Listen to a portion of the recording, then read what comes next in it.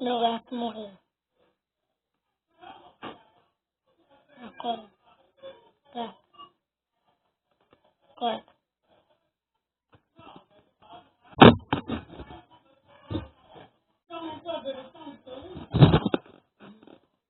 E você? Não vai fazer nada com